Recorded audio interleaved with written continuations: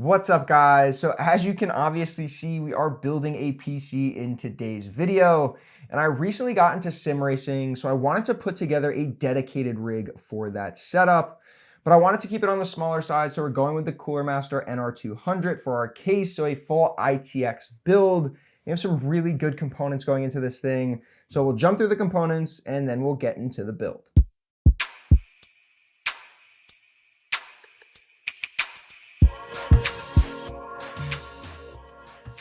Of course, the two most important components for any build are your CPU and GPU, and today we're going with the RTX 3080 Ti Vision from Gigabyte. I've been using this card for probably the last year or so in my existing desk build, but we're going to repurpose it today in our NR200 for our sim racing build. And then for our CPU, we have the Intel Core i5 12600KF. So I went with the F SKU, being that I didn't really need integrated graphics with the 3080 Ti. And this 12600K has 6 performance cores, 4 efficiency cores, for a total of 10 cores and 16 threads. It's way better than some existing 9th and 10th generation, even i7s or i9. So this thing should do plenty good for our 3080 Ti. From a motherboard perspective, we're plugging everything into this Asus ROG Strix B660i gaming Wi-Fi motherboard. It's a $200 board. It's decently expensive for a B660, so we're not even getting Z690. So no overclocking or anything like that, but this is an extremely well-built board with a very good power delivery setup for our i5. And you pretty much get all of the bells and whistles. It's PCIe Gen 5 capable, as well as DDR5 compatible. So we're going to get some really nice RAM speeds, full support for RTX 3080 Ti with the latest PCIe generation, and again, a really nice board, some really good features. We'll take a full look at all of that, but this should do really, really well with our 12600K and our 3080 Ti. From a RAM perspective, we're going with just a regular set of T-Force of Vulkan DDR5. So we got the 32 gig kit at 5600 megahertz. Again, DDR5, it's a little bit more expensive, but it has come down in price recently. This kit wasn't that much when it comes to the overall budget of this build. So this should do us extremely well for performance. We went with a Rocket NVMe PCIe Gen 4 SSD, 1 terabyte setup for this build. Really, really nice speeds, pretty much all the storage we're gonna need for storing pretty much just sim racing games, F1 2022, 2023, Forza, stuff like that. Should be plenty for this setup. In order to cool our i5 12600K, we have the Noctua NHU9S. It is a low profile, smaller setup specific for ITX builds. It's only 92 millimeter fan setup, but it's extremely dense fin stack, a really nice heat pipe array. We'll show you this thing in detail, but it is a hefty cooler for an ITX build like this one. And then for our power supply, we have the V850 SFX power supply, again from Cooler Master, kind of pairing the PSU with the case. We could have gone with white, but you're not really seeing anything with our NR200. Anyways, I don't have the glass side panel. I wanted pure performance with this build.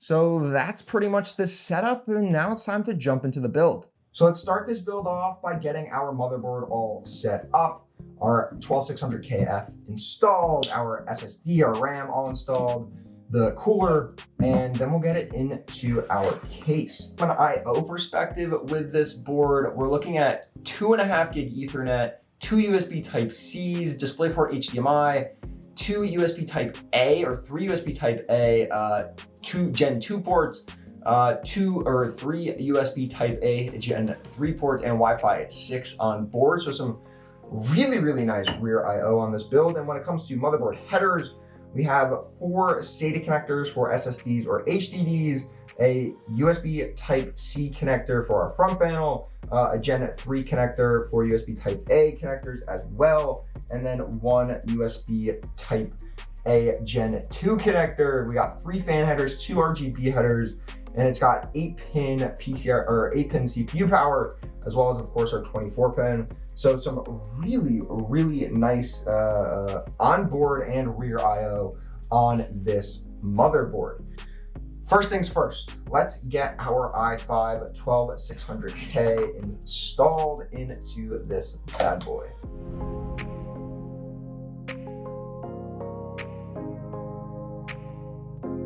And the next step is to get let's go with our SSD.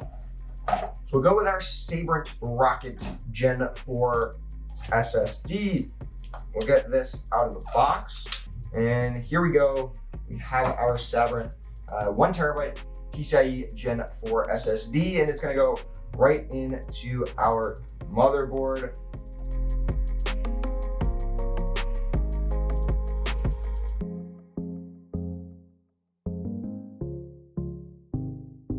So our SSD is good to go.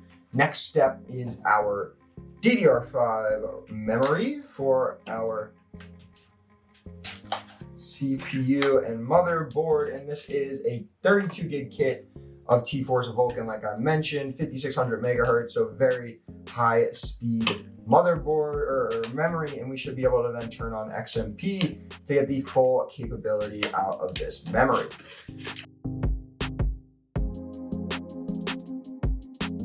So last step for the motherboard setup is to get our cooler hooked up to our motherboard, and then we can get it all installed into our case. So let's get our NH-U12S unpacked and ready to get installed.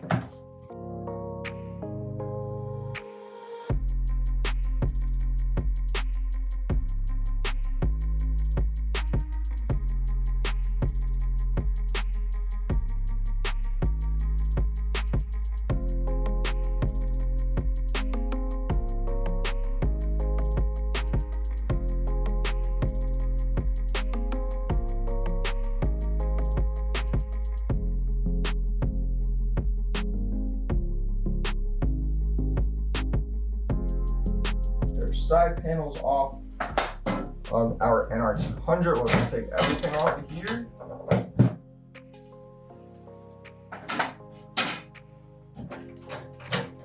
Have all our front panel connectors, so USB 3 Type A, a USB or a sound connector. We also then have all our front panel connectors and our fan headers. For our two included 120 millimeter chassis fans.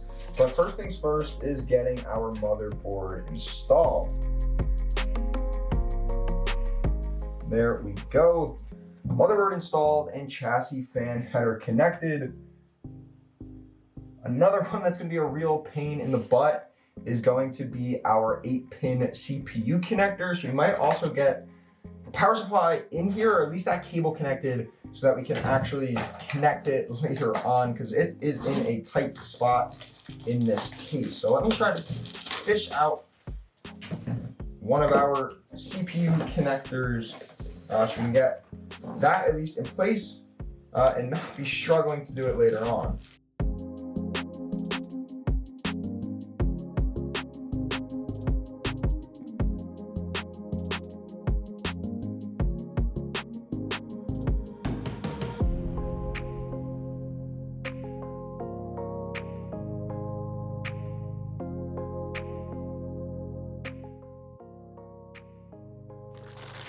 So here is our very tiny 850 watt SFX power supply from Cooler Master. This should do plenty for us.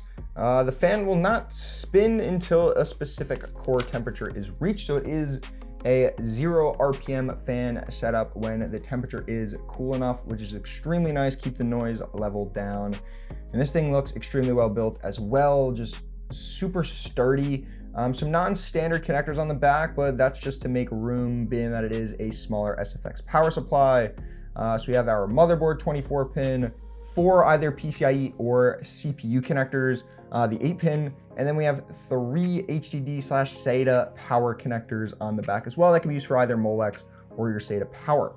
So all we're gonna need is 2 PCIe cables for our GPU, 1 motherboard, which we already have connected for our motherboard and our CPU, and then the 24-pin for our motherboard.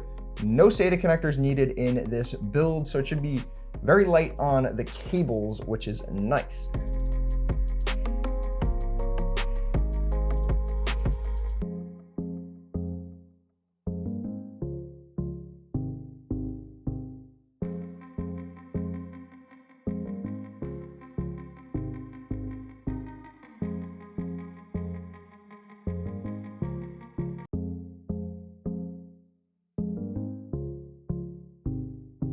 So we're pretty much completed. Motherboard installed with our CPU, RAM, and SSD. We also have the cooler installed, everything in the case, all the front panel connectors hooked up. So you have front panel in terms of the power reset switches, the LEDs, our USB Gen 3 ports, our front panel audio, all of our power supply cables hooked up to our motherboard, which is just our CPU power, our motherboard power. Only thing left to do is install our graphics card and get the power hooked up to that as well, and this thing is pretty much done. This thing should look sweet inside of our case. Oh yeah.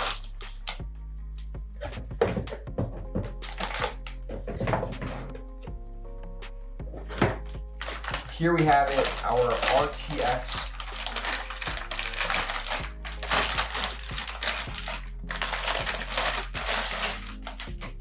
So here we have it, our RTX 3080 Ti, looking beautiful, and it should go perfectly with the styling of this case. So let's get our GPU installed into our NR200 and into our motherboard. So just slide the 3080 Ti through the front of our NR200. Very nice, thoughtful positioning for that opening for any GPUs that are long enough to necessitate it. Just got to move our CPU power connector out of the way a little bit. And there we have it. Our NR200 build is finally complete with our RTX 3080 Ti and our i5-12600KF.